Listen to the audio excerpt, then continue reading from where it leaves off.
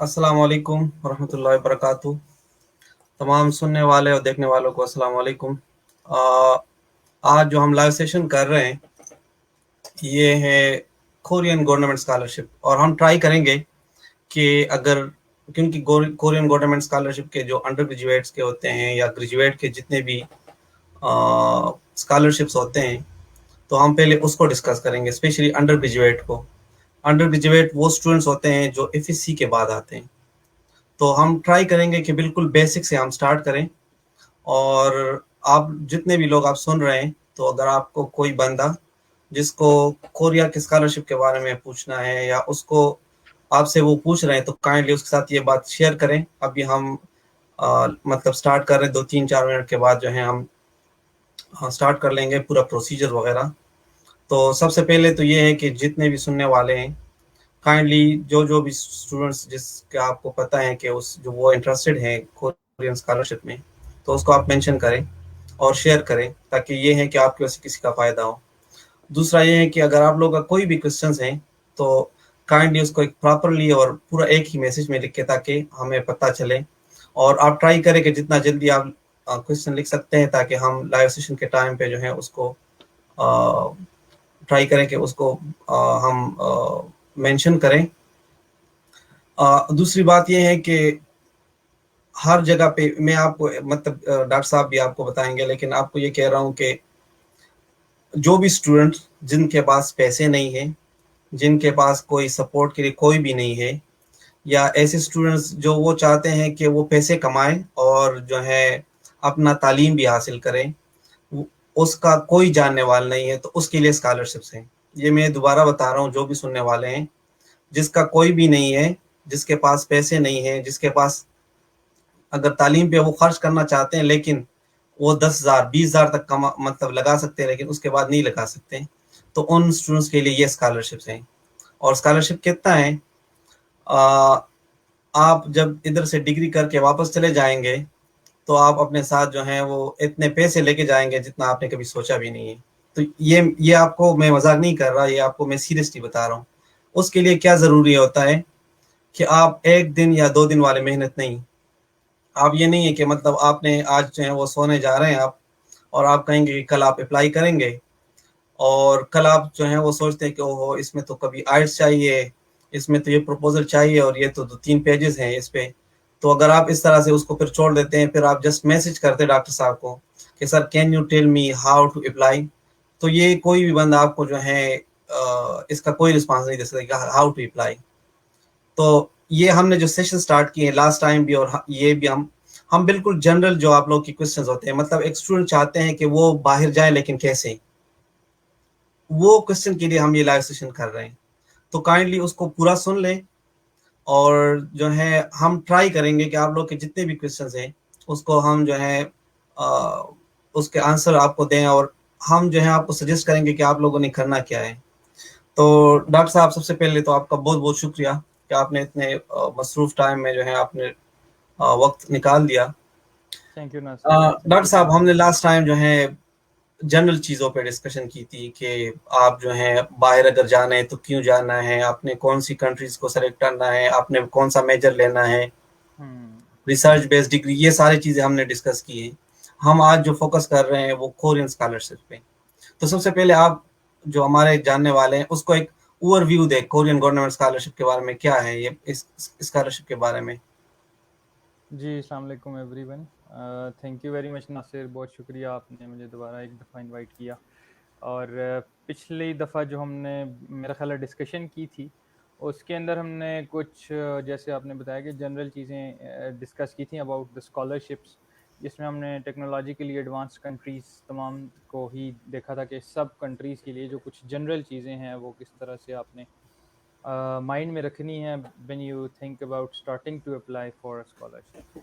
लेकिन आज क्योंकि आपका सेशन जो है वो स्पेसिफिकली इसके बारे में है जो कोरियन गवर्नमेंट की स्कॉलरशिप्स हैं। तो कोरियन गवर्नमेंट स्कॉलरशिप, सबसे पहली तो बात यह है कि एज द नेम सजेस्ट कि ये गवर्नमेंट ऑफ कोरिया का एक प्रोग्राम है, जिसके अंदर वो ऑलमोस्ट दुनिया के काफ़ी सारे अराउंड 70 कंट्रीज़ को के स्टूडेंट्स को ये अपॉर्चुनिटी देती है कि वो साउथ कोरिया के अंदर जाके अपनी एजुकेशन को परसू कर सकें, बी इट दी अंडरग्रेड और द पोस्ट ग्रेड, चाहे आप अंडरग्रेड में पढ़ना चाहते हैं या मास्टर्स पीएचडी में पढ़ना चाहते हैं।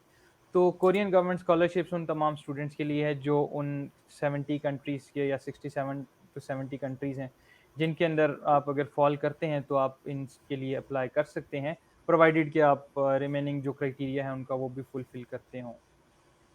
तो कोरियन गवर्नमेंट स्कॉलरशिप जो है वो उन तमाम स्टूडेंट्स के लिए है जो इन जो उनकी लिस्ट के अंदर मौजूद 70 कंट्रीज़ हैं वहाँ से बिलोंग करते हैं और अपनी हायर एजुकेशन को कोरिया में परसू करना चाहते हैं।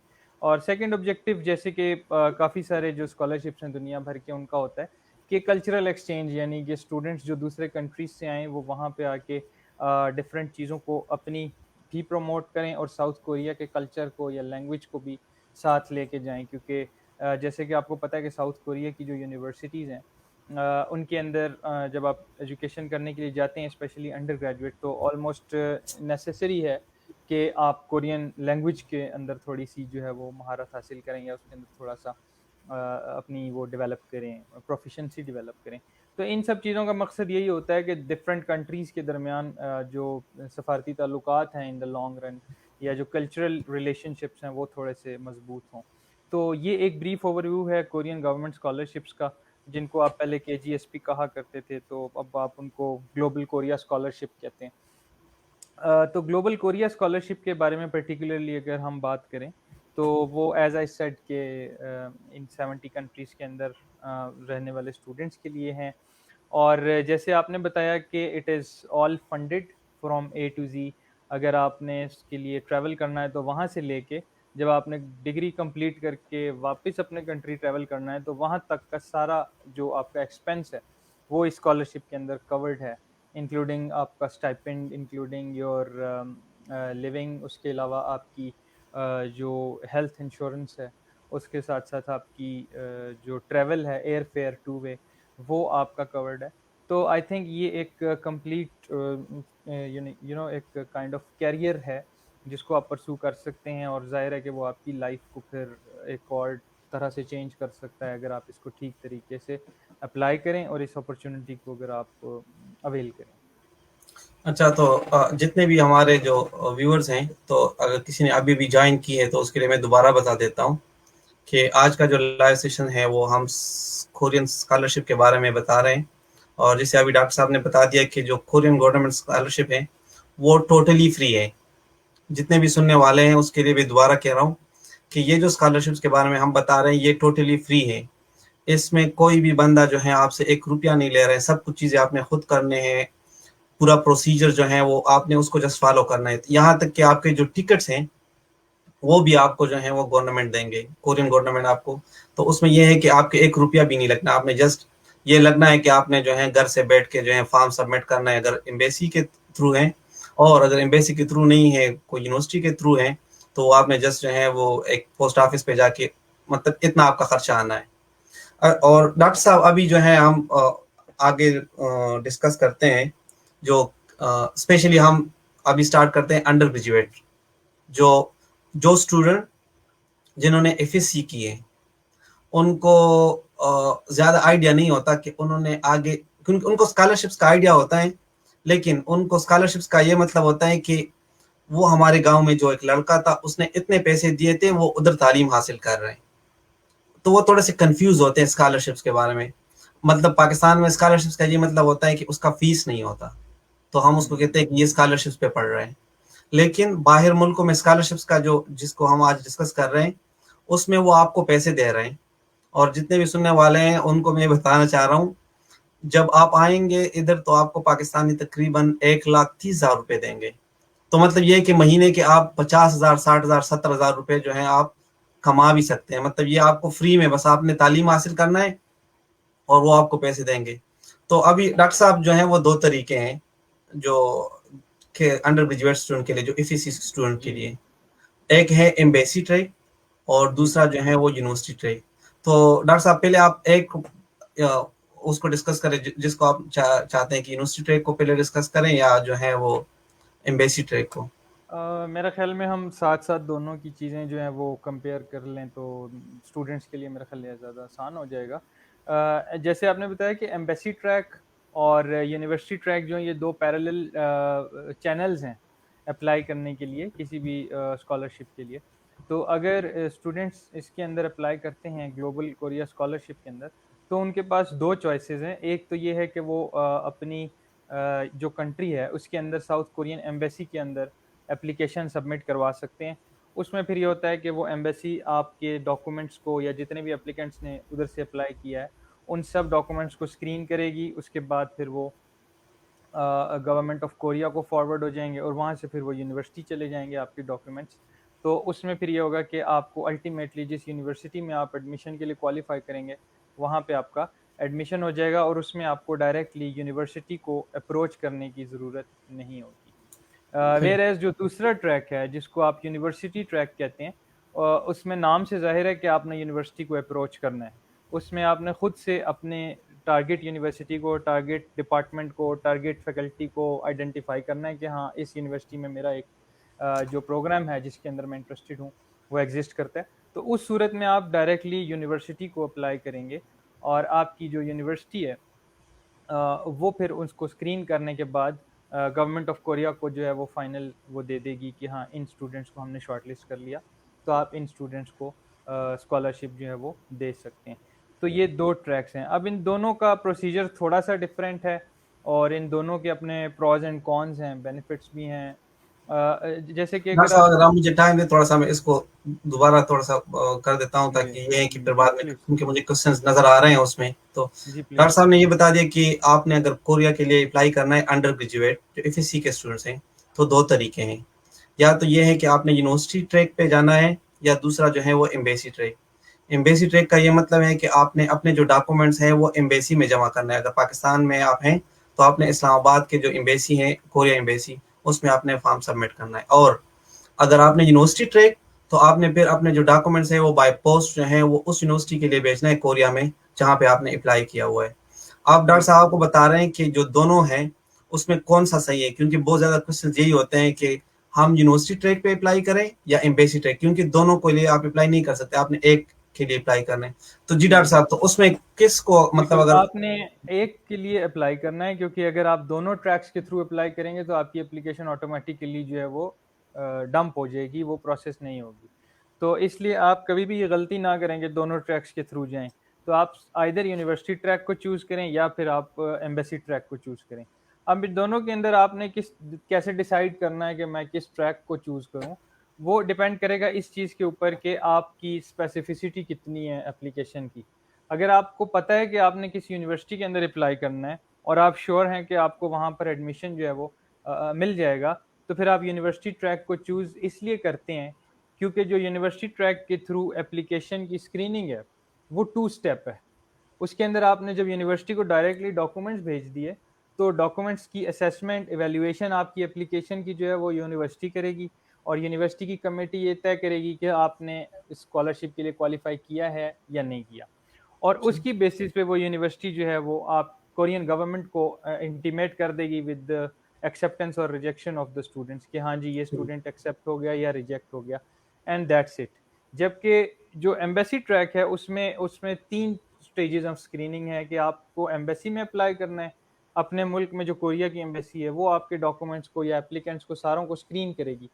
उस स्क्रीनिंग के बाद वो डॉक्यूमेंट्स जो हैं वो रिस्पेक्टिव यूनिवर्सिटीज़ में चले जाएंगे, और उसके बाद सॉरी कोरियन गवर्नमेंट को चले जाएंगे, जो उनका इदारा है KIIE। उसके पास जाने के बाद फिर वहाँ से जो रिकमेंडेड स्टूडेंट्स हैं वो यूनिवर्सिटी को फॉरवर्ड किए जाएंगे लिस्ट, और फिर यूनिवर्सिटी जो है वो फाइनल डिसीजन करेगी। तो इस सही। वजह से आपको जो शॉर्टर रूट है या लेसर स्क्रीनिंग स्टेप्स जो हैं वो यूनिवर्सिटी ट्रैक के अंदर हैं।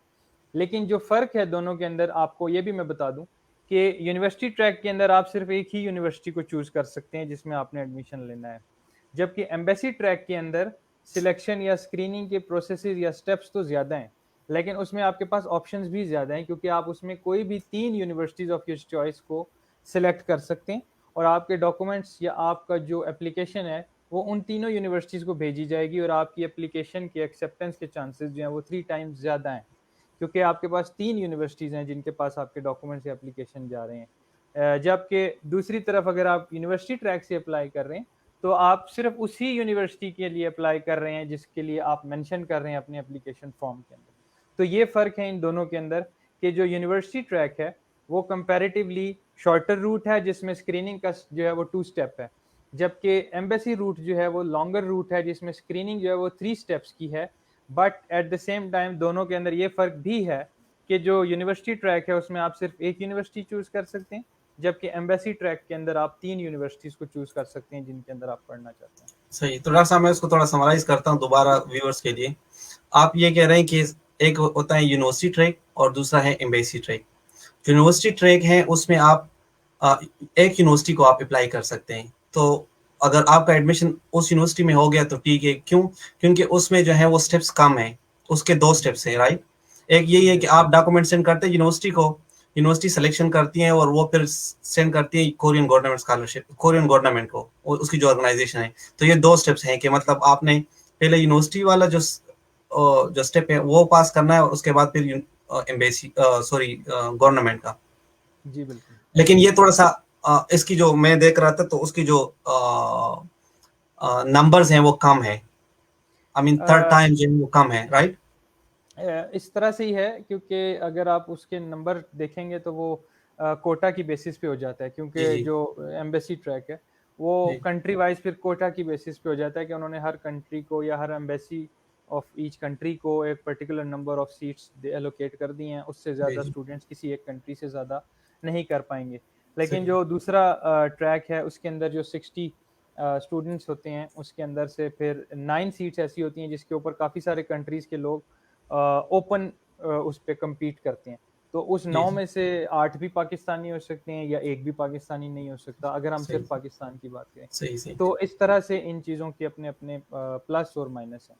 सही। तो स्टूडेंट्स के ऊपर डिपेंड करता है, बट मैं पर्सनली ये समझता हूँ कि जो एम्बेसी ट्रैक है उसकी जो एप्लीकेशन की स्क्रीनिंग है वो थोड़ी-सी लंबी तो है, लेकिन उसमें आपके पास ऑप्शन इसलिए ज़्यादा हैं कि आप 3 यूनिवर्सिटीज़ को चूज़ कर सकें।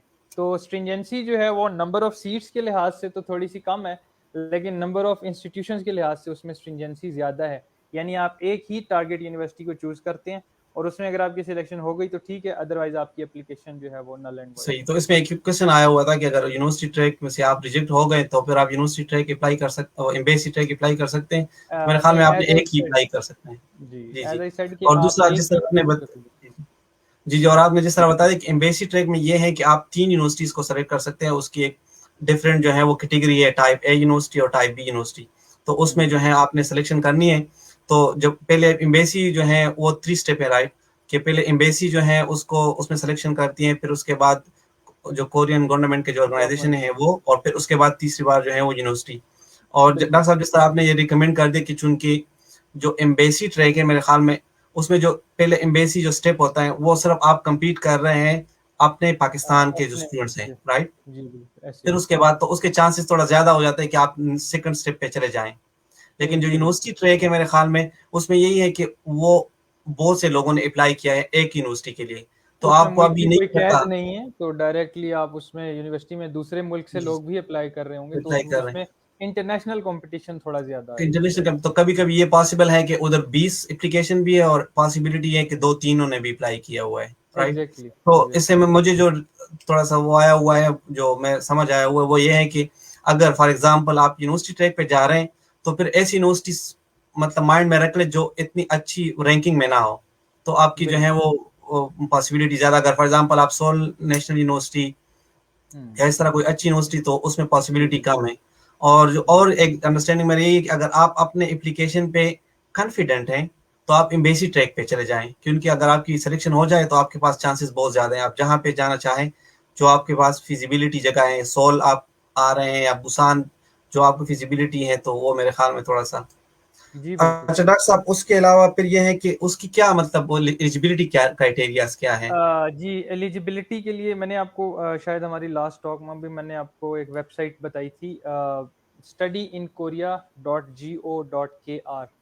इस हम्म वेबसाइट के ऊपर भी आपको डिटेल मिल जाएंगी और यूनिवर्सिटी अपने कंट्री की जो एम्बेसी है वहाँ पे भी आपको जो है वो एप्लीकेशन के हवाले से जो गाइडलाइन का एक डॉक्यूमेंट है पीडीएफ फॉर्म में, वो हम्म उन्होंने दिया हुआ है, वो अब मैं देख रहा था कि वो अवेलेबल है वेबसाइट के ऊपर। तो अगर आप वो देख लेंगे तो उसके अंदर ए टू जी सारी रिक्वायरमेंट्स भी मेंशन्ड हैं और कंट्रीज़ की लिस्ट भी मौजूद है, आप एलिजिबल कंट्रीज़ में फॉल करते हैं नहीं करते। ज़ाहिर है अगर हम पाकिस्तानी स्टूडेंट्स की बात कर रहे हैं तो डेफिनेटली पाकिस्तान उसमें फॉल करता है। तो वहाँ पे वो सारी एलिजिबिलिटी एक तो उस वेबसाइट के ऊपर मौजूद है। लेकिन ब्रीफली हम आज के सेशन में भी कुछ चीज़ें ज़ाहिर है गो थ्रू कर लेंगे ताकि स्टूडेंट्स को पता लग सके।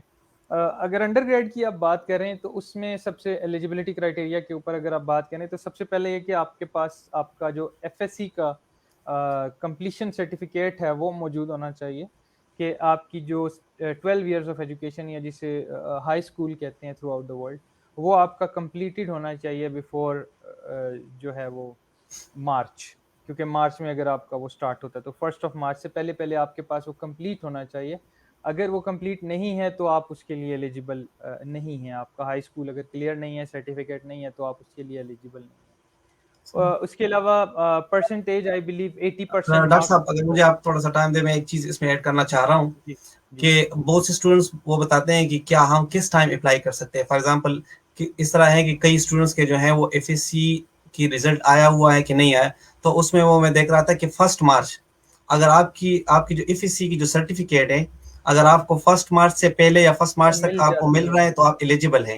एलिजिबल है, अगर आपका बिल्कुल रिजल्ट जो है वो 1 मार्च से बाद में आता है तो आप अप्लाई नहीं कर सकते। तो काइंडली नहीं सारों कर जितने सकते। भी व्यूअर्स हैं उसको थोड़ा सा जेहन में रख लें कि अगर आप लोगों की एफएससी की जो रिजल्ट्स हैं वो 1 मार्च से पहले या 1 मार्च तक, क्योंकि आपको जो ना डिक्लेरेशन जो सर्टिफिकेट पे लिखा होता है, अगर वो 1 मार्च तक है तो तब आप अप्लाई कर सकते हैं। तो उस टाइम फॉर एग्जांपल आप फरवरी में अप्लाई कर रहे हैं या जनवरी में अप्लाई कर रहे हैं, लेकिन आपको कंफर्म है कि आपको जो एफएससी की जो सर्टिफिकेट है वो 1 मार्च से पहले पहले मतलब उससे मिलेगी, तो आप ये कर सकते हैं कि आप एक्सपेक्टेड सर्टिफिकेट जो है उसमें सबमिट कर हम्म, सकते हैं और आप एलिजिबल है अप्लाई के लिए। जी बिल्कुल ऐसे ही जी है। डॉक्टर साहब। और मार्क्स जो हैं वो आप 80% मार्क्स जो हैं वो इसके लिए रिक्वायर्ड हैं। आपकी जो परसेंटेज है वो 80% होनी चाहिए जी जी, तो अगर आप आपके अंडर एफएससी में ग्रेजुएट। अगर किसी का 80% या उससे कम है तो वो अप्लाई नहीं कर सकते, 80% एंड प्लस अप्लाई कर सकते हैं, बट 80 से और अगर उससे कम कम है नहीं तो अप्लाई कर नहीं सकते। कर सकते जी, ऐसे ही है। और मास्टर्स के लिए खैर वो सीजीपीए वो तो सिस्टम है बाद में। तो जी उसमें 2.64 वो एक जी जी। अलग चीज़ है। बट आज क्योंकि आप अंडरग्रेड की बात कर रहे हैं तो उसमें फिर हम्म, 80% उसके लिए है। हम्म, तो उसके अलावा फिर वो कंट्रीज़ की जो लिस्ट है वो आपने टैली कर लेनी है। उसके हम्म, अलावा आपका ये है कि आप नॉन कोरियन होने चाहिए, यानी आपका जो हम्म, सिटीज़नशिप है वो कोरियन ना हो। हम्म, और आपके जो उसका प्रूफ है वो आप दे सकें कि आपकी जो सिटीज़नशिप की जो कंट्री है वो कोरिया नहीं है। तो अगर हम्म, आप कोरियन हैं या आपके पेरेंट्स भी कोरियन सिटीज़न हैं तो आप उस स्कॉलरशिप के लिए जो है वो एलिजिबल नहीं है। उसके अलावा जैसे आपने बता दिया कि एडमिशन का जो सर्टिफिकेट है वो रिक्वायर्ड है। उसके अलावा फिर जो एडिशनल चीज़ें जो आपकी एप्लीकेशन को सपोर्ट कर सकती हैं वो बाकी हैं, लाइक लैंग्वेज प्रोफिशिएंसी है कि अगर आपने एग्ज़ाम क्लियर किया हुआ है टॉपिक का, कोरियन लैंग्वेज का, तो उसमें फिर आप जो एडमिशन के बाद वहाँ पे 1 ईयर है वो शायद आपका एग्ज़ेम्प्ट हो सके। लेकिन अगर आपके पास वो नहीं है तो स्टिल यू आर एलिजिबल। तो एलिजिबिलिटी के हवाले से स्टूडेंट्स को ये क्लियर कर दूं कि आपको कोरियन लैंग्वेज की प्रोफिशिएंसी सर्टिफिकेट नहीं चाहिए, आपको इंग्लिश लैंग्वेज की प्रोफिशिएंसी का सर्टिफिकेट भी नहीं चाहिए। लेकिन अगर वो आपके पास होगा तो वो आपकी एप्लीकेशन को एक एज ज़रूर देगा, बिकॉज जब स्टूडेंट्स की इवेल्युएशन होगी तो वहाँ पे ज़ाहिर है जब स्टूडेंट्स सेम कैडर के एक compete कर रहे हैं एक पोजीशन के लिए, तो उसमें अगर आपके पास इंग्लिश लैंग्वेज सर्टिफिकेट है या कोरियन लैंग्वेज की सर्टिफिकेट है या समहाउ किसी भी लैंग्वेज का अगर आपके पास नॉन नेटिव लैंग्वेज का प्रोफिशिएंसी सर्टिफिकेट आपके पास है तो आपको एज दिया जाएगा दूसरे स्टूडेंट्स के ऊपर। तो डॉक्टर ये साहब, एक चीज़ें। चीज इसमें मैं क्वेश्चन पूछना चाह रहा हूँ, ये लैंग्वेज पे बहुत ज्यादा जो है थोड़ा सा कंफ्यूजन है। तो इसमें ये जो उन्होंने मेंशन किया होता है कि इंग्लिश प्रोफिशिएंसी सर्टिफिकेट, तो क्या उनको आइल्स चाहिए कि नहीं? क्योंकि असल में जो जो मुझे अंडरस्टैंडिंग है वो यही है कि कई जगहों पे यूनिवर्सिटीज की जो है वो रिक्वायरमेंट्स तो नहीं है लेकिन एम्बेसी की रिक्वायरमेंट्स होती है। फॉर एग्जांपल अब हमारा जो पाकिस्तान में जो कोरियन एम्बेसी है, तो वो जब भी आप अप्लाई करेंगे तो वो वीजे के लिए जो है वो आपसे आइल्स मांगते हैं। तो क्या ये केजीएसपी में जो अंडर ग्रेजुएट के स्टूडेंट्स हैं उनको आइल्स चाहिए कि नहीं? नहीं, स्टूडेंट्स के स्कॉलरशिप्स के प्रोग्राम के लिए जो अंडर ग्रेजुएट का प्रोग्राम है उसके लिए आइल्स रिक्वायरमेंट नहीं है। तो सही। अगर आपके पास है तो वो एक एडिशनल है, लेकिन अगर एज ए रिक्वायरमेंट या एज ए प्री रेक्विजिट ये कहीं पे भी सही। मेंशन नहीं है जहाँ तक मैंने देखा है। हुँ, तो ये चीज़ें अपने माइंड में रखें जब आप अप्लाई करें। लेकिन ये है सही। कि अपनी इंग्लिश की प्रोफिशिएंसी को अगर आप प्रूव कर सकेंगे, बेशक आइल्स कर लें या टॉफ़ल कर लें, तो वो हुँ, आपके लिए एक एडेड एडवांटेज हो जाएगा। और उसके सही। अलावा आपकी जो सोशल या जिसको कहना चाहिए कि सोशल सर्विसेज़ हैं या कुछ ऐसी सोशल एक्टिविटीज़ हैं जो आपने परफ़ॉर्म की हुई हैं, कम्युनिटी सर्विसेज़ हैं, उनको आप मेंशन करना चाहें तो वो भी एक टाइप ऑफ एडेड एडवांटेज है। बट बेसिक रिक्वायरमेंट्स यही हैं कि आपके पास एफएससी का सर्टिफिकेट हो, आपके 80% मार्क्स हों और उसके अलावा आपकी अगर प्रोफिशिएंसी सर्टिफिकेट है तो दैट इज़ एन एज। सही। डॉक्टर साहब ये जो एक क्वेश्चन पूछ रहे हैं कि ओ लेवल, ए लेवल वाले जो स्टूडेंट्स हैं, वो अप्लाई कर सकते हैं केजीएसपी में? आई बिलीव मैंने स्पेसिफिकली इसके लिए तो नहीं देखा, लेकिन A level is equivalent to FSc, तो मेरा नहीं ख्याल कि इसमें कोई प्रॉब्लम होना चाहिए। तो वो कर सकते हैं बिकॉज़ दूसरे ममालिक से जो लोग अप्लाई कर रहे हैं वो भी किसी न किसी इक्विवेलेंट डिग्री या इक्विवेलेंट सर्टिफिकेट की बेसिस पे ही अप्लाई कर रहे हैं। तो ए लेवल जो है वो इक्विवेलेंट टू एफएससी है, तो आई बिलीव कि वो कर सकते हैं। सही। ये एक दूसरा क्वेश्चन है, वो कहते हैं कि if someone want to enrol in MS leading to PhD program, what are the requirements, age limit, education और एक्सेप्टेंस लेटर, एंड हाँ, व्हिच एज वे लिमिट इज इन्होंने सूटेबल? अच्छा पूछ लिया, मुझे बीएस के लिए भी याद आ गया कि अंडरग्रेड की एज लिमिट जो है वो 25 इयर्स है। तो 25 इयर्स। 25 इयर्स या उससे कम अगर आपकी एज है तो आप अंडर ग्रेजुएट के लिए एलिजिबल हैं, और अगर आपकी एज 40 इयर्स और उससे कम है तो आप मास्टर्स या पीएचडी स्कॉलरशिप्स के लिए एलिजिबल हैं। डॉक्टर साहब इसको थोड़ा सा, क्योंकि इसने ये पूछा हुआ है एमएस लीडिंग टू पीएचडी, तो जी उसमें इन्होंने थोड़ा सा ये एक्सेप्टेंस लेटर वगैरह का, अगर आप उसमें थोड़ा सा कुछ कह सकते हैं तो। जी, एज लिमिट मैंने बता दिया कि 40 है।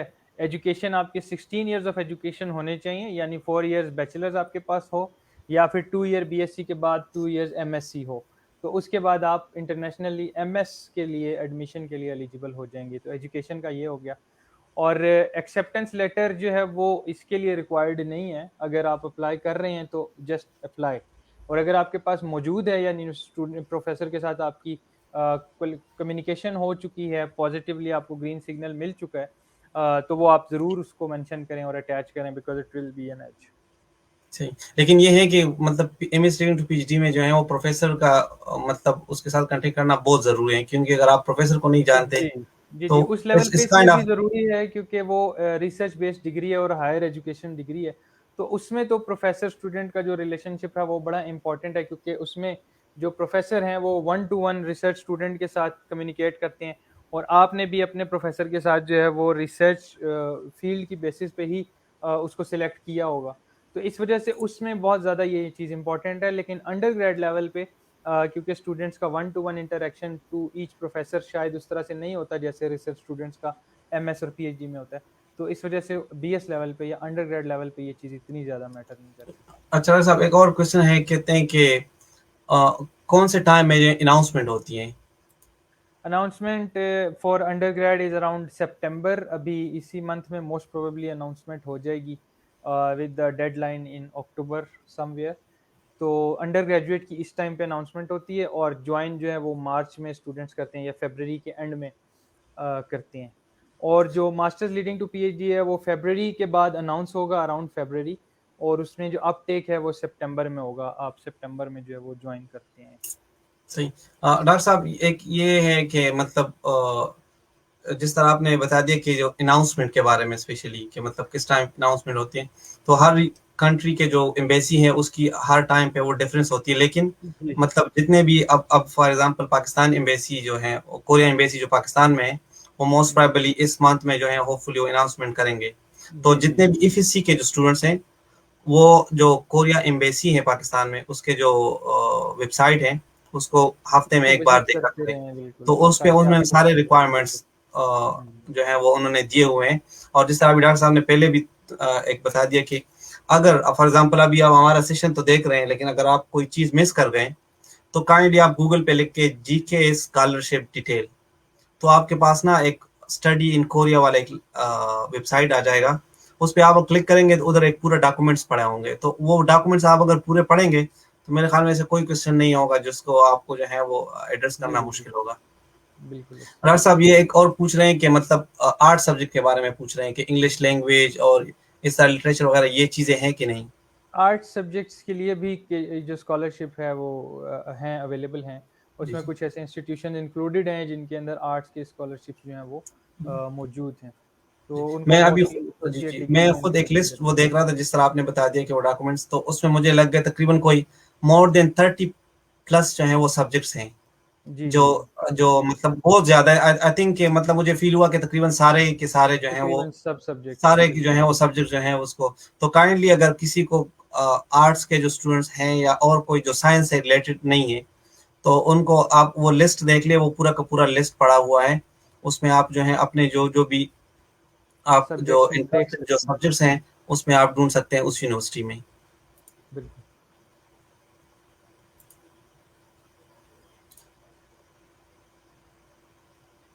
अच्छा, ये कह रहे हैं कि कौन से कंट्री के लिए हैं जी, ये कोरिया स्कॉलरशिप है जी। अच्छा सर, ये दूसरा क्वेश्चन है, can we use last year recommendation letter because last I applied to but unfortunate I was got selection, so unfortunate I was got, मेरे ख्याल में वो कह रहे हैं कि उसने लास्ट टाइम रिकमेंडेशन लेटर तो लिया था शायद लेकिन उसके बाद वो सिलेक्शन। सिलेक्ट नहीं हुए थे, I think. Can we use those again? जी आई डोंट थिंक कि आप कोई पुराना रेफरेंस लेटर या रिकमेंडेशन लेटर इस्तेमाल कर सकते हैं। वो रिकमेंडेशन लेटर बेहतर है कि आप उसी टाइम पे लें जब आप अप्लाई कर रहे हैं। अच्छा, इसमें मैं डॉक्टर साहब, अब ये इसमें एक क्वेश्चन है, वो पूछ रहे हैं कि कितने आपको स्टिपेंड मिल सकता है, मतलब हाँ, मैं जिसमें ये कह आप रहा था जो है कि हम अपना जो इसको वो अगर थोड़ा सा। One by one go through कर लें इन चीज़ों को, जी बेनिफिट्स जी को भी, तो जी बहुत जी सारे आप क्वेश्चंस वैसे डायरेक्टली एड्रेस हो जी जी जाएंगे। जी जी उसके जी। बाद रिमेनिंग क्वेश्चंस को हम देख लेते हैं। हम्म, मैं बेनिफिट्स और रिक्वायरमेंट्स को एक दफ़ा एक्सप्लेन कर देता हूँ कि क्या क्या बेनिफिट्स हैं और क्या क्या रिक्वायरमेंट्स हैं। हम्म, बेनिफिट्स सबसे पहले तो ये है कि मैंने जैसे बताया कि ए टू जी सारा कुछ कवर्ड है। इसमें सारा कुछ आपका जो है वो गवर्नमेंट ऑफ कोरिया बियर करती है सारे एक्सपेंसेस को। और अगर आप स्पेसिफिकली उसकी डिटेल में जाना चाहें तो वो आपको बताई जा सकती हैं कि सबसे पहले तो आप यहाँ से जब ट्रैवल करेंगे एक्सेप्टेंस के बाद, तो आपको जो एयर फेयर है दैट इज़ ऑल्सो कवर्ड, उसमें भी आपको कुछ पे नहीं करना। दूसरी चीज़ ये कि जब आप कोरिया में पहुँच जाते हैं तो वहाँ पे पहुँचने के बाद आपको सेटलमेंट अलाउंस भी एक जो है वो मिलता है, जो कि अराउंड 200,000 कोरियन वॉन है। ठीक है, तो वो आपको सबसे पहले मिलता है। उसके बाद फिर आपको मंथली स्टाइपेंड जो है वो 900,000 कोरियन वॉन जो है वो हर मंथ मिलता है, जिसके अंदर आपने अपनी लिविंग को अफोर्ड करना है और अपने आप को एक्सपेंसेस को बियर करना है। उसके साथ आपको मेडिकल अलाउंस या मेडिकल इंश्योरेंस अलाउंस मिलता है, जो कि अराउंड 60,000 कोरियन वन मिलता है पर मंथ। तो जिसको आप जिसके अंदर आप अपनी हेल्थ से रिलेटेड जो एक्सपेंसेस हैं वो आपके कवर होते हैं इन केस यू रिक्वायर। फिर उसके बाद एक कोरियन प्रोफिशिएंसी ग्रांट भी है, जो कि 100,000 कोरियन वॉन है। उसकी ये है कि वो उन स्टूडेंट्स को दी जाती है जिन्होंने कोरियन लैंग्वेज के एग्जाम के अंदर अच्छा परफॉर्म किया होता है, एक पर्टिकुलर ग्रेड का बेंचमार्क सेट किया होता है, तो उन स्टूडेंट्स को वो मिलता है। लाइक टॉपिक में अगर आपका 5+ स्कोर है तो उस सूरत में आपको ये जो 1 लाख कोरियन वॉन है ये भी मिलते हैं in addition to your 9 lakhs जो स्टाइपेंड है। उसके अलावा फिर आपकी डिग्री की जब कंप्लीशन हो जाती है तो उसकी कंप्लीशन के ऊपर भी आपको ग्रांट मिलती है, जो कि 1 लाख कोरियन वॉन है। तो उस वो उन स्टूडेंट्स को ऑल्दो मिलती है जिन्होंने डिग्री को कंप्लीट करके वापस अपने रिस्पेक्टिव या नेटिव कंट्री के अंदर ट्रैवल करना है। जो स्टूडेंट्स डिसाइड करते हैं कि हमने अभी कोरिया के अंदर ही रहना है, उनको ये ग्रांट जो है वो नहीं मिलती, यानी ये अमाउंट जो है वो उनको नहीं पे की जाती। तो एक ये आपको मजीद एडिशनल चार्जेस हैं जो, या ड्यूज हैं जो मिलते हैं। उसके अलावा एयर फेयर है, जो कि अगेन जब आपने वापस आना है तो वो फिर आपका एयर फेयर जो है वो भी कवर्ड होता है। तो ये सारे वो फाइनेंशियल बेनिफिट्स हैं अपेरेंटली, जो कि आप अपनी कैलकुलेशन में डिसीजन लेते वक्त इंक्लूड कर सकते हैं कि आपको एयर फेयर मिल रहा है रिटर्न। उसके अलावा आपको 9 लाख कोरियन वॉन जो है वो पर मंथ स्टाइपेंड मिल रहा है। उसके अलावा आपको 2 लाख कोरियन वॉन जो है वो सेटलमेंट अलाउंस मिल रहा है। उसके अलावा आपको 60,000 कोरियन वॉन जो है वो मेडिकल अलाउंस पर मंथ मिल रहा है। उसके अलावा आपको 1 लाख कोरियन वॉन जो है वो कोरियन प्रोफिशेंसी का मिल रहा है, कि अगर आपने टॉपिक में 5 या उससे ज़्यादा स्कोर किया हुआ है। उसके अलावा 1 लाख कोरियन वॉन आपको जो है वो डिग्री कंप्लीशन के टाइम पर मिल रहा है, अगर आपने कोरिया से वापस पाकिस्तान आना है या अपने रिस्पेक्टिव कंट्री में जाना है। और उसके अलावा मजीद आपको लास्ट चीज़ जो है वो ये है कि आपने जो एयर फेयर है आपका वापसी का, वो भी एयर टिकट जो है that is also included in this scholarship. तो ये वो सारे फाइनेंशियल बेनिफिट्स हैं जो कि इन एडिशन टू आपके सबसे बड़ी बात तो ये कि आप एक डिग्री कर रहे हैं और वो भी एक टेक्नोलॉजिकली एडवांस्ड कंट्री से जिसकी यहाँ पे बल्कि पूरी दुनिया के अंदर एक्सेप्टेबिलिटी है। तो एक तो ये सबसे बड़ा एडवांटेज है। लेकिन उसके साथ साथ फाइनेंशियली अगर आप इसको सपोर्ट करने के हवाले से देखें तो ये सारे वो फाइनेंशियल बेनिफिट्स हैं जो कि आपको माइंड में रखने चाहिए when you take a decision. तो इस तरह से आपको सबसे पहली बात तो ये है कि आप मेंटली फ्री हो जाते हैं कि आपके ऊपर कोई लायबिलिटी नहीं है, आपकी फैमिली के ऊपर कोई लायबिलिटी नहीं है, आपको किसी से कोई और सपोर्ट नहीं चाहिए, आपको कोई बैंक स्टेटमेंट नहीं चाहिए।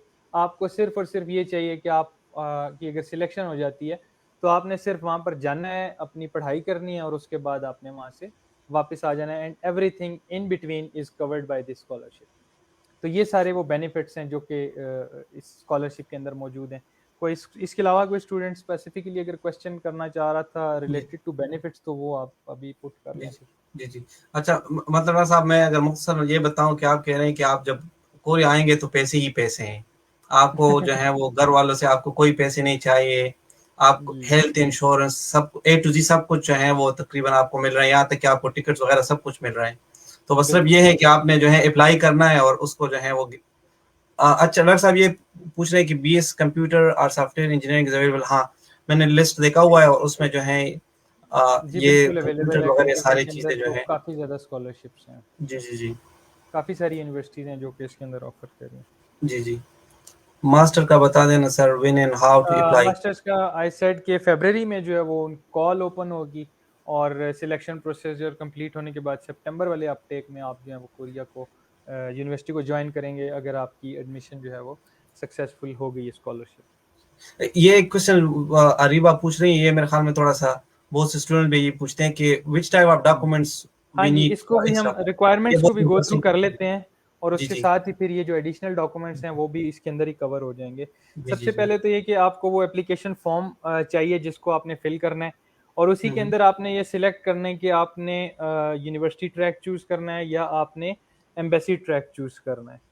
तो इन दोनों चीज़ों की बेसिस पे आपकी एप्लीकेशन का जो ट्रैक है या फेट है वो डिसाइड हो जाएगी। तो सबसे पहली चीज़ तो ये कि आपने वो एप्लीकेशन फॉर्म उसको फिल करना है और फिल्ड फॉर्म में उस एप्लीकेशन की आपके पास प्रिंट होनी चाहिए। अच्छा, एप्लीकेशन फॉर्म को बाज़ स्टूडेंट्स हत्ता के ये भी पूछते हैं कि हम इसको हैंड रिटन करें या टाइप करें, तो काइंडली उसको सॉफ्ट फॉर्म में डाउनलोड करें और उसको टाइप करें बिकॉज हैंड रिटन के अंदर काफ़ी मिस्टेक्स भी हो सकती हैं और पढ़ना भी सम टाइम मुश्किल हो सकता है। तो टाइप फॉर्म में ट्राई करें कि एप्लीकेशन फॉर्म जो है वो आप फिल करें। उसके बाद आपके पास एक और चीज़ है जो आपने इसके साथ अटैच करनी है, वो है पर्सनल स्टेटमेंट। पर्सनल स्टेटमेंट के अंदर आप अपनी पर्सनैलिटी के बारे में और अपने थ्रू आउट जो करियर आपका एजुकेशनल करियर है या अपनी लाइफ है उसके इंपॉर्टेंट सिग्निफिकेंट इवेंट्स को कंपाइल करके एक स्टेटमेंट आपने बनानी है जो कि एक ऐसी स्टेटमेंट होगी जो आपकी पर्सनैलिटी के बारे में एक ओवरऑल एक ओवरव्यू दे रही होगी। तो वो पर्सनल स्टेटमेंट आपने इसके साथ अटैच करनी है। फिर आपने एक स्टडी प्लान उसके साथ अटैच करना है। जो कि हायर एजुकेशन में जब आप बात करते हैं तो आपने देखा होगा कि कुछ स्टूडेंट्स से रिसर्च प्रपोजल वगैरह मांगा जाता है।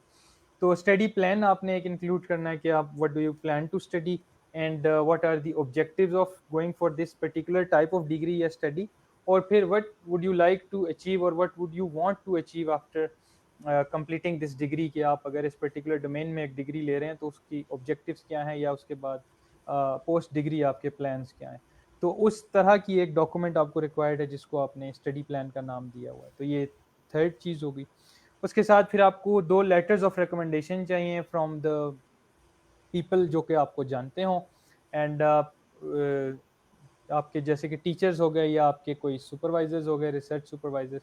तो अगर आप अंडर ग्रेजुएट की बात कर रहे हैं तो शायद रिसर्च का एक्सपीरियंस तो नहीं होता है एफएससी के स्टूडेंट्स का, तो जाहिर है कि आपके जो टीचर्स हैं उनसे आपने कोई रेफरेंस लेटर जो है वो लेना है एटलीस्ट 2 लोगों से।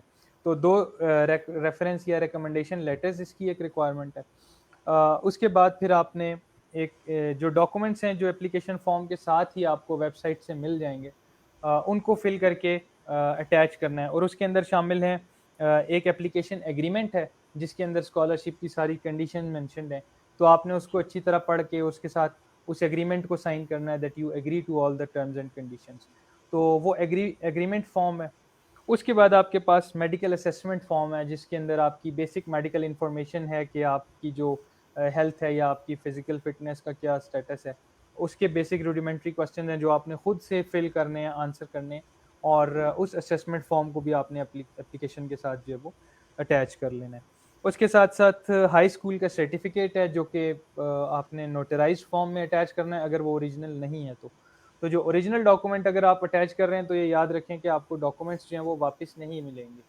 तो स्टूडेंट्स अगर ये समझते हैं कि हमने ओरिजिनल फॉर्म में अटैच करने हैं तो अगर आप एक डुप्लीकेट दोबारा से अपने सेकेंडरी स्कूल सर्टिफिकेट्स ले सकते हैं अपने बोर्ड से, तो तब अटैच करें, अदरवाइज आप फोटो कॉपीज ही यूज करें नोटराइज्ड।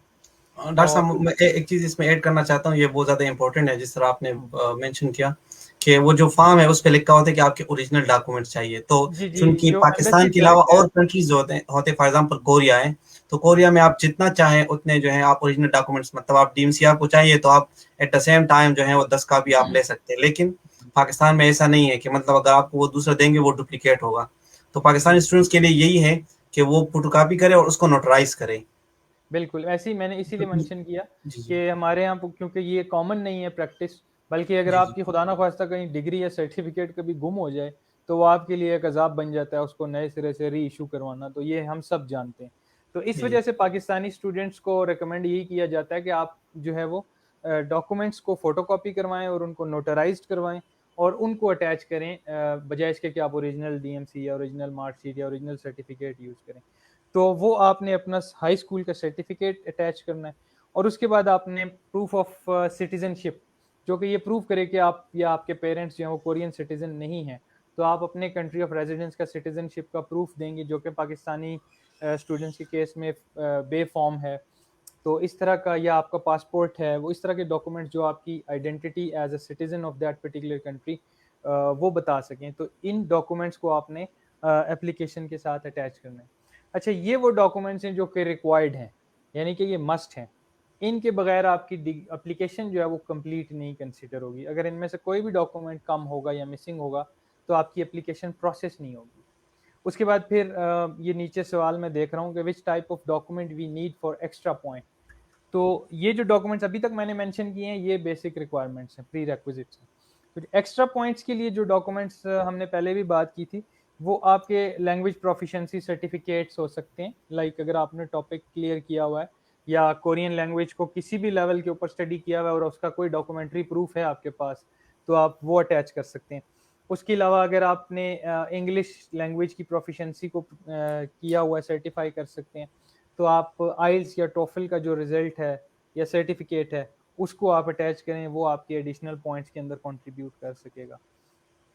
उसके अलावा ओवरसीज कोरियंस जो हैं जो कि दूसरे ममालिक में रहते हैं, उनको अपना एक सर्टिफिकेट देना होता है कि हम जो है वो ओवरसीज कोरियन है या हम ओरिजिनली या इस वक्त कोरिया के अंदर रेजिडेंट नहीं है, तो वो सर्टिफिकेट उनके केस में अप्लाई हो जाता है।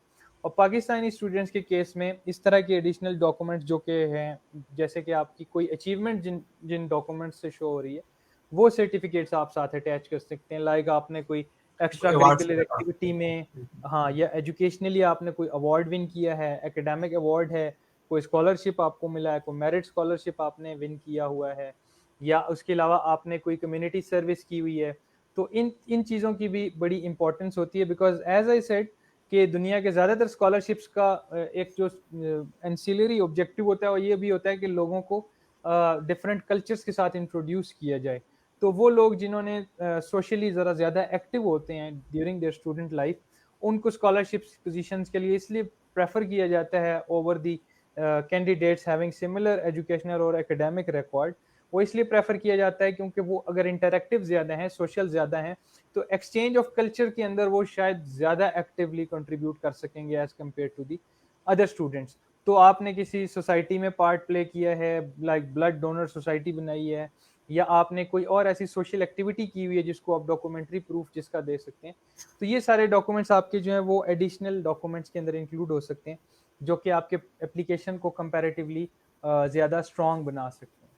तो ये हैं वो डॉक्यूमेंट्स जो कि ऊपर सवाल पूछा गया था, तो उससे रिलेटेड के ये वो उसमें डॉक्यूमेंट। एक जो ना बेसिक से क्वेश्चन तकरीबन सारे स्टूडेंट्स पूछते हैं, क्योंकि एफएससी के टाइम पे स्टूडेंट्स के जो है वो पासपोर्ट वगैरह नहीं होते, तो वो पूछते हैं कि मतलब क्या हम जब एप्लीकेशन फॉर्म सबमिट कर रहे हैं उसमें हमें पासपोर्ट चाहिए कि नहीं।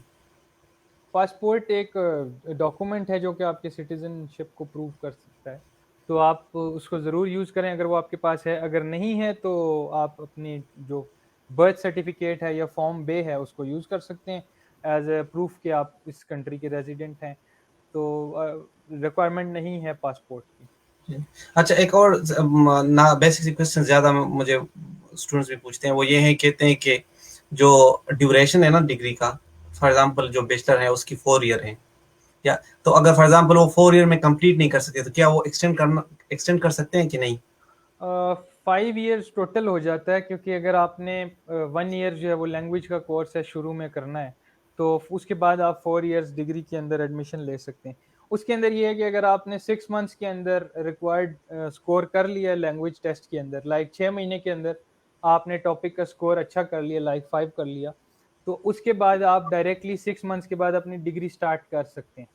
और उसके बाद ये है कि आप उसके बाद अपनी डिग्री की कंप्लीशन तक उसको कंटिन्यू कर सकते हैं। और जहाँ तक सवाल है एक्सटेंशन का, तो आई पर्सनली बिलीव कि इसके अंदर वो ऑप्शन मौजूद नहीं है, क्योंकि जो स्टूडेंट्स अगर यूनिवर्सिटी को चेंज भी करना चाहते हैं उसकी भी ऑप्शन मौजूद नहीं है। हत्ता कि आप अपनी कोरियन लैंग्वेज का जो इंस्टीट्यूशन है जिसमें आप लैंग्वेज पढ़ रहे हैं, तो वो भी आप चेंज नहीं कर सकते ड्यूरिंग स्कॉलरशिप। डॉक्टर साहब, ये क्वेश्चन तो हमने थोड़ा सा डिस्कस भी किया, लेकिन ये फिर पूछ रहे हैं कि which one track is easy? No track is easy. Easy track कोई नहीं है, लेकिन दोनों के अपने प्रॉज एंड कॉन्स हैं, क्योंकि कंपटीशन दोनों के अंदर है। एक में आपको इनिशियली कम कंपटीशन मिलेगा लेकिन आगे जाके टफ मिलेगा। दूसरे में आपको इनिशियली टफ कंपटीशन मिल जाएगा, उससे अगर आप थ्रू हो जाते हैं तो आपके चांसेस ज़्यादा हैं कि आपकी एडमिशन हो जाएगी। लेकिन इजी ट्रैक कोई नहीं है, दोनों इक्वली कंपेटिटिव हैं। बट मैंने क्या ये कहा था कि जो एम्बेसी ट्रैक है उसके अंदर जो सिलेक्शन के स्टेजेस हैं वो 3 हैं, जबकि यूनिवर्सिटी ट्रैक के अंदर सिलेक्शन की जो स्टेजेस हैं वो 2 हैं। तो वो थोड़ा सा शॉर्ट है जो यूनिवर्सिटी ट्रैक है, लेकिन जो एम्बेसी ट्रैक है वो थोड़ा सा लेंथी है। अच्छा, ये एक क्वेश्चन है, वो पूछ रहे हैं कि 150K वॉन अगर प्रोफेसर से मिल रहा है सोल में as a master student, so how much can we save it from normal, I mean कि वो पूछ रहे हैं कि मतलब जो एक्सपेंसेस वगैरह होते हैं, तो वो चाह रहे हैं मेरे शायद ख्याल में। आप शायद आप बेहतर दे सकते क्योंकि आप इस वक्त वहाँ रह रहे हैं। तो तो ये असल में ये डिपेंड करता है स्टूडेंट्स के लाइफ स्टाइल वगैरह पे, लेकिन ये मेरे ख्याल पर्सन में टू ये पर्सन वेरी 1.5 करता है। मिलियन का बता रहे हैं, राइट? हाँ जी जी, 1.5 मिलियन तो ही होना चाहिए। 1.5 मिलियन है तो मोस्ट प्रोबेबली अगर आप बचा, मतलब अगर बहुत कम भी बचते हैं तो तकरीबन कोई 70,000 तक बच सकते हैं, क्योंकि 1.5 सम आई थिंक 2 लाख के ऊपर हैं। तो आप हम्म अगर बहुत वो जो वर्ड्स होते हैं ना अयाशी, तो अगर आप अयाशी भी करेंगे फिर भी जो है आप 60-70,000 मतलब आप लगा सकते हैं, उसके अलावा जितने भी हैं। तो मतलब ये है कि अगर आप ये 2 साल की डिग्री करेंगे उसके बाद आप जाएंगे तो एटलीस्ट कोई 10 लाख तक आप जो है अपने साथ जेब में रख के आप दोबारा जाएंगे, तो लोग खुश हो एग्जैक्टली। जाएंगे कि आप डिग्री करके आए हुए हैं, लेकिन उधर आप फिर अपना बिजनेस भी स्टार्ट कर सकते हैं। तो ये इस मोर देन इनफ। सो अच्छा, एक और स्टूडेंट की क्वेश्चन है, वो कह रहे हैं कि वो सऊदी अरब में है, मतलब वो बाय बॉर्न जो है वो सऊदी अरब के हैं, लेकिन उसकी जो रह रहे हैं कोई और कंट्री में, तो वो कहाँ से अप्लाई कर सकते हैं? जिस कंट्री के वो सिटीजन हैं, अगर उनके पास सिटीजनशिप है दोनों कंट्रीज की, फिर वो दोनों से कर सकते हैं। लेकिन अगर वो सिटीजन सऊदीया के हैं या जिस कंट्री के भी हैं, तो वो उसी कंट्री के सिटीजन के तौर पे अप्लाई कर सकते हैं। जी जी। अच्छा, एक और क्वेश्चन है स्पेशली आर्ट्स के बारे में, कि मतलब प्रोफेसर स्कॉलरशिप जो होता है स्पेशली मास्टर और पीएचडी के लिए, उसके लिए आर्ट्स मस्ट होता है कि नहीं? तो मेरे ख्याल में हमने तो कई बार तो उसको मेंशन भी किया कि जो हम्म स्कॉलरशिप है जो मास्टर और पीएचडी के, अगर यूनिवर्सिटी की रिक्वायरमेंट है या नहीं है उस पे, क्योंकि आपको जो आपने फॉर एग्जांपल स्पेशली पाकिस्तान के लिए, अगर आपने पाकिस्तान से आना है तो आपके लिए आर्ट्स मस्ट है, चाहे यूनिवर्सिटी की रिक्वायरमेंट है या नहीं है। मुझे अभी भी खुद भी कंफर्म एग्जिट नहीं हूँ अंडर ग्रेजुएट के बारे में कि क्या हम्म। अंडर ग्रेजुएट के लिए, क्योंकि जो स्टूडेंट बीबीए के लिए आते हैं उनके लिए जो है वो मस्ट है आर्ट्स। जी, मैं इसीलिए बता रहा हूँ आपको कि जब स्टूडेंट्स अप्लाई करने का सोचते हैं ना, तो उन्होंने ये देखना है कि वो यूनिवर्सिटी ट्रैक अप्लाई कर रहे हैं या एम्बेसी ट्रैक। अगर तो वो यूनिवर्सिटी ट्रैक अप्लाई कर रहे हैं तो उसको सीधा उस यूनिवर्सिटी की वेबसाइट पे जाना है और जी उसकी जी। रिक्वायरमेंट्स को फॉलो करनी है। फिर वो ये सही भूल जाएगा कि मैं ग्लोबल कोरिया स्कॉलरशिप अप्लाई कर रहा हूँ, क्योंकि सही। यूनिवर्सिटी ने जो चीज़ रिक्वायरमेंट में रखी हुई है, जब आप अप्लाई ही उस यूनिवर्सिटी को के लिए कर रहे हैं तो फिर आपने उसी यूनिवर्सिटी की रिक्वायरमेंट्स को फुलफिल करना है। In addition to the requirements of your global Korea scholarship. तो जी, जी। इसलिए आप यूनिवर्सिटी की स्कॉलरशिप की रिक्वायरमेंट्स को देखें, एडमिशन की रिक्वायरमेंट्स को देखें। अगर आपने एक यूनिवर्सिटी को टारगेट किया हुआ है तो उसकी रिक्वायरमेंट्स में अगर वो चीज़ मेंशन्ड है तो वो रिक्वायर्ड है, अगर वो चीज़ मेंशन नहीं है तो आप उसको जो है वो बाईपास कर लेकिन सकते जी, लेकिन ये अपडेटेड जो अभी जो चेंजेस आए हुए हैं लास्ट 2 ईयर से, हैं। वो यही है कि जो भी पाकिस्तानी मास्टर और पीएचडी के लिए आ रहे हैं, उसके पास मस्ट आइट्स होना चाहिए। मतलब ये बिल्कुल अभी रिक्वायरमेंट चेंज हो गए हैं, आपके टाइम में शायद इस तरह, लेकिन सही। अभी ये अपडेटेड हुआ है कि कोई भी स्टूडेंट बगैर आइट्स के जो है वो नहीं नहीं आ आ सकता। सकते। और जी, ये बात आपको आई गेस जब आप कॉरेस्पॉन्डेंस स्टार्ट करते हैं प्रोफेसर के साथ तो जी, प्रोफेसर खुद आपको बता देते हैं कि हमारे पास आने के लिए आपको ये चीज़ें रिक्वायर्ड हैं। जी, और जी। इवन और उनका मेरा एक ग्रेजुएट भी बता देता है। जी, जी। और मेरा ये एक सजेशन होता है, क्योंकि मुझसे ज़्यादा स्टूडेंट्स यही पूछते हैं कि मतलब आप देख लें कि वो आना चाह रहे हैं एक बाहर मुल्क के लिए, लेकिन वो इतना मेहनत नहीं कर सकते कि वो आइट्स के लिए बैठ जाए। मतलब हम्म। मैं जो भी मुझसे स्टूडेंट पूछते हैं वो www.ieltsbuddy.com ये एक वेबसाइट है। ये बिल्कुल बेसिक, उसमें आपको हर चीज़ें उन्होंने बताए हुए हैं। आप उस पे बैठ जाएँ और मेरे ख़्याल में 1 महीने तक आप उस पे बैठ जाएँ, आपको सब कुछ चीज़ों का पता चल जाएगा। हाँ, थोड़ा-सा ये है कि उसकी फ़ीस कोई 22-23 हज़ार तक है। लेकिन हम्म। अगर आप फॉर एग्जांपल अगर कोई स्टूडेंट्स जो अंडर ग्रेजुएट स्टूडेंट हैं, लेकिन वो चाह रहे हैं कि उसकी मतलब जो सिलेक्शन के जो चांसेस है वो ज़्यादा हो जाएँ, तो वो आर्ट्स कर लें। ज़रूरी नहीं है आर्ट्स बिल्कुल। उसकी कोई और जगह पे भी, मतलब अगर फॉर एग्जांपल इधर वो यूज़ नहीं हुआ तो कहीं दूसरी जगह पे भी यूज़ हो सकता है। अगर उसको हम्म। कहीं पास भी नहीं नहीं कर पा सके, लेकिन एटलीस्ट कुछ ना कुछ तो वो सीख जाएँगे। नहीं, और जैसे मैंने बताया कि ये चीज़ें आपकी एप्टीट्यूड को शो करती हैं एज ए स्टूडेंट और as a professional in in in the later stages. तो जाहिर है अगर आपने कुछ करना है तो आप इस तरह से चीज़ों को से बच बचा के तो आगे नहीं जा सकते। मतलब अगर आपने एजुकेशन करनी है तो आप आइल्स करें, उसके लिए आपको उससे अवॉइड मत करें। बिकॉज अगर यहाँ पे रिक्वायरमेंट ना भी हो लेकिन वो एक एज आपको दे रही है, यानी कि आपकी एप्लीकेशन को फेवरेबली देखा जाएगा अगर आपकी आइल्स का स्कोर उसके साथ अटैच्ड है या टोफल का स्कोर अगर उसके साथ अटैच्ड है। और अगर आपका मिसाल के तौर पे टॉपिक का है, अगर आपने 3 से ज़्यादा स्कोर किया हुआ है तो आपका जो टोटल स्कोर बन रहा है एवेल्युएशन का, उसका 10% आपको एडिशनली मिलता है कि अगर आपने टॉपिक में ऑलरेडी 3 स्कोर किया हुआ या 3+ स्कोर किया हुआ है। तो वो 10% इसीलिए मिल रहा है आपको एडिशनली क्योंकि उस आपने एक एप्टीट्यूड शो किया है, आपने एक एक्स्ट्रा एज शो किया है जो आपके पास मौजूद है ओवर दी अदर स्टूडेंट्स। तो इसलिए इन चीज़ों को एज ए हैसल कंसीडर मत करें और शॉर्टकट्स को तलाश करने की बजाय अच्छी तरीके से चीज़ों को ग्रैस्प करने की कोशिश करें और ज़्यादा से ज़्यादा चीज़ों को अपने साथ अटैच करें, यानी अपनी एप्लीकेशन के साथ ज़्यादा से ज़्यादा चीज़ों को अटैच करने की कोशिश करें सो दैट आपकी एप्लीकेशन जो है वो सुपीरियर हो as compare to the other, क्योंकि आपने कम्पीट करना है। इट जी, इज़ अ जी। Competitive thing.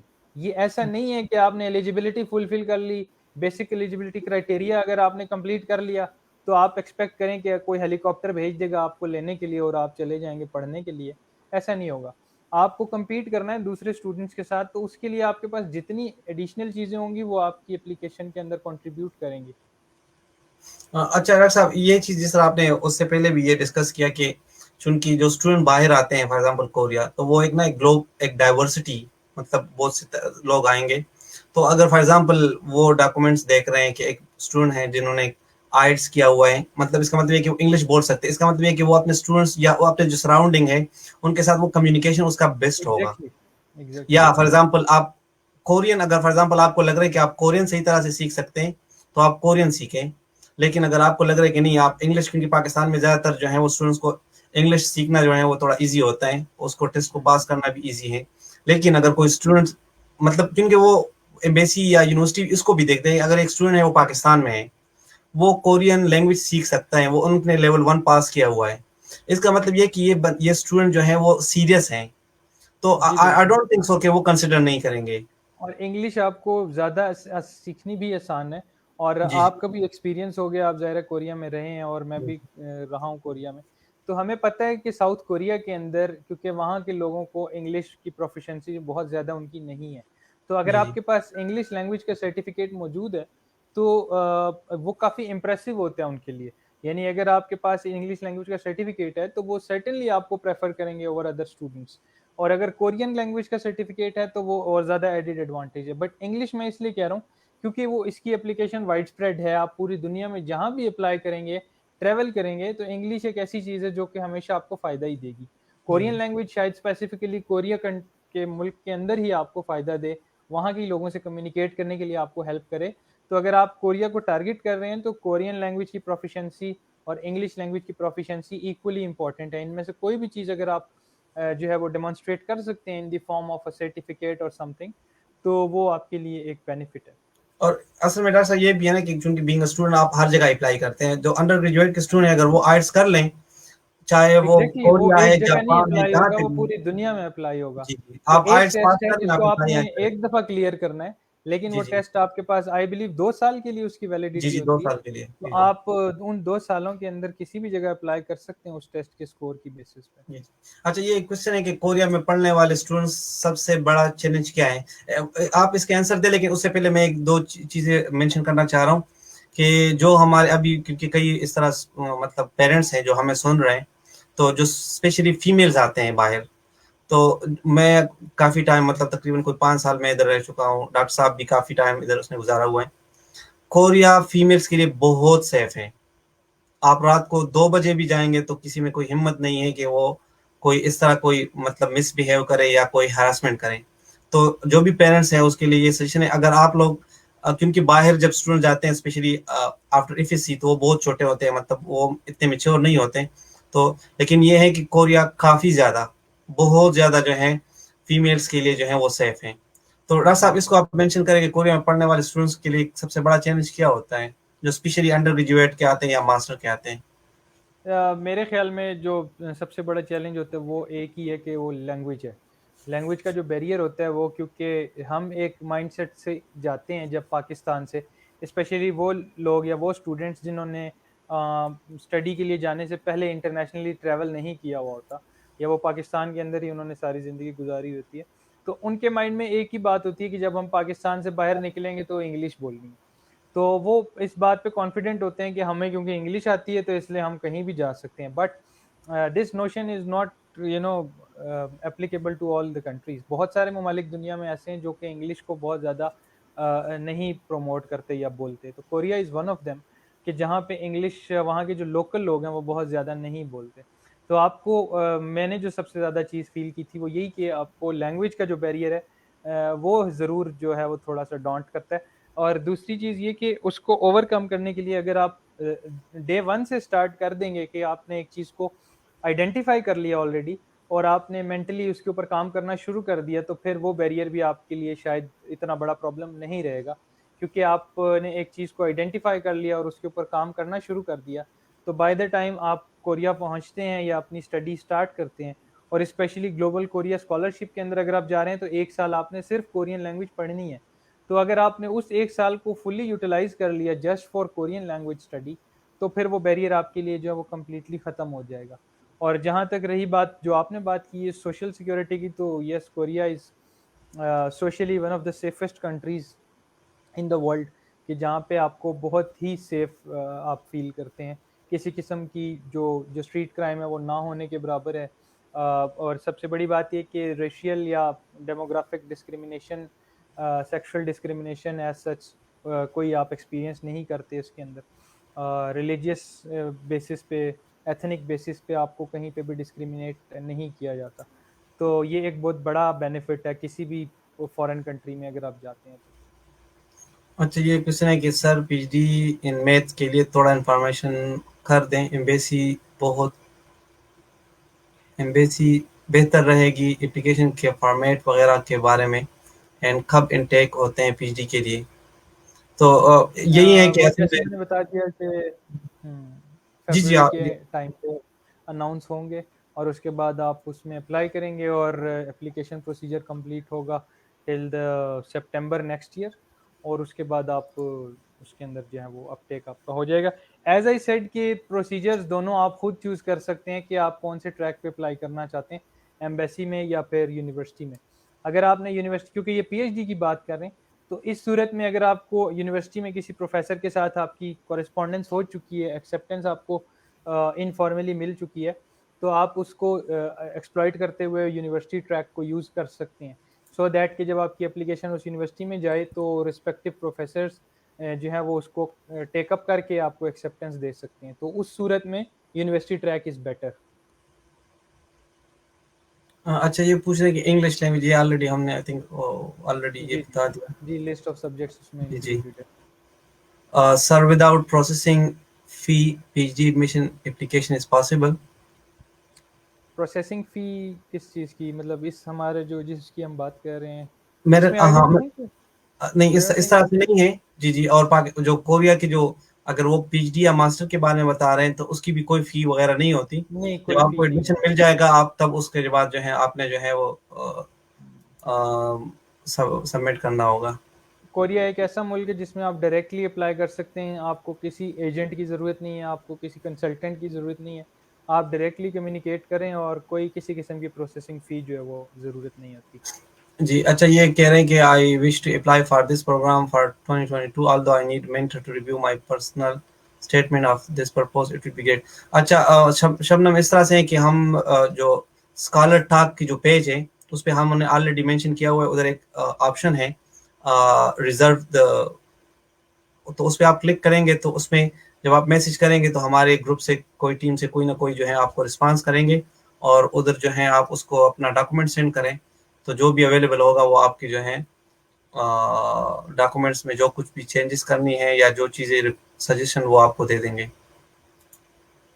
अच्छा, ये कह रहे हैं कि सीएसएस जिस तरह चाइना के जो सीएसएस वगैरह हैं, तो इस तरह से, तो हाँ, ये जो कोरियन गवर्नमेंट स्कॉलरशिप है वो I think NEET NEET right, so in G I G I, तो वो जी इस जी। चीज़ को जो है अच्छा, ये कह रहे हैं कि from where we can get the application form, तो जो भी आप, मैं आपको दोबारा ये कहना चाह रहा हूँ कि आप जो हैं काइंडली अपने जो एम्बेसी है, कोरियन एम्बेसी पाकिस्तान में, आप अगर आप इंडिया में हैं, इंडिया में उस पे आप जो हैं जिस तरह वो अनाउंस करेंगे, वो पूरे रिक्वायरमेंट ए टू जी जो है उन्होंने एक पीडीएफ फाइल में लिखा होता है, उसमें सारा फॉर्म वगैरह किस तरह फिल करना होता है, ये सब कुछ चीज़ें उसी ही में जो है अनाउंस है। तो आप ये या आप जो है आप गूगल पे लिख के कोरियन केजीएस स्कॉलरशिप, तो उसमें भी आपको जो है आप और उस पर वो क्लिक करें, आप एप्लीकेशन फॉर्म अभी इस वक्त भी अवेलेबल है लास्ट ईयर का, तो जी जी। मोर और लेस वही होगा, तो आप उसको अभी भी देख सकते हैं ताकि आप उसमें से गो थ्रू करें और आपको पता लग जाए कि किस किस चीज़ की रिक्वायरमेंट है उसके अंदर। जी जी। अच्छा, ये क्वेश्चन है, क्या पीएचडी के लिए अपना थीसिस वगैरह की कॉपी भी भेजनी पड़ेगी? नहीं नहीं, ये असल में इस तरह से नहीं होता। पीएचडी जो आपकी फॉर एग्जांपल पीएचडी वगैरह की होती हैं, तो वो आपसे एब्स्ट्रैक्ट या जस्ट मांगते हैं, या जो आपके प्रोफेसर होते हैं जब वो आपका इंटरव्यू करते हैं तो उस हम्म। टाइम जो है वो आपसे पूछ सकते हैं। Sir, I am looking for fully funded PhD in management science, please guide. Such a vague question. वो अब इस तरह से किस आप ही हमने जो बात की है वो सारी स्कॉलरशिप अंडरग्रेड के बारे में बात की है, लेकिन please guide about the admission process और वट एवर।